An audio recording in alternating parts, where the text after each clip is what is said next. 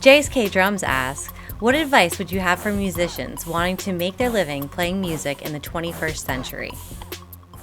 Justin, thank you so much for your question. Amazing picture. Great job to have your community give you some love, and it allowed me to see this question. I'm really excited to answer this question.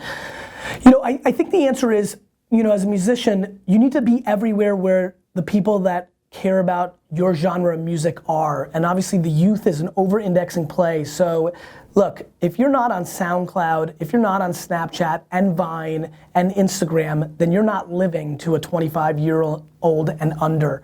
And I think that's an important place for you to be. So one, you need to be putting out content everywhere. Once you build a leverage, there's ways to monetize, right? Brands are gonna continue to pay for music, live events will happen. I think what really matters is creating content and putting them out on all these platforms and then interacting with your audience, right? So it's not good enough to just put out the song and use DistroKid and get it out everywhere and then it's on every platform. Great, it's on SoundCloud and iTunes and Spotify. Great, that's fine. But then how do you actually harness, what is being a musician? It's always been, look, Grateful Dead and Phish, those are very successful bands because they actually have a community.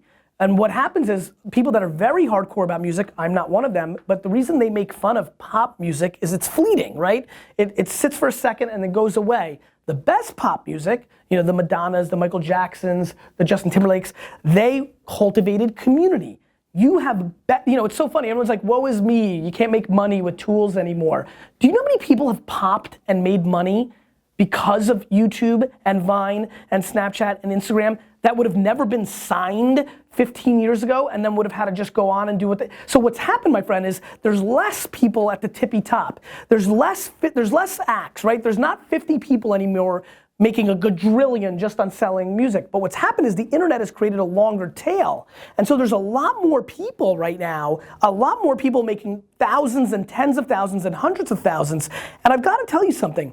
If you're an artist, and musicians are, you just want to be able to do your art. Do you know how many people are happy making $41,000 a year from AdSense or a random show or things of that nature, who now, because of modern technology, can make $41,000 a year and play their music, who had to do something else 15 years ago to make $41,000 because you couldn't make $41,000 playing your music? So my friend, we're in the long tail. We're in the long tail. You want to make enough to really crush it and play your music? Well, then you've got to care about the audience, one by one by one by one. And you got to do things for your audience.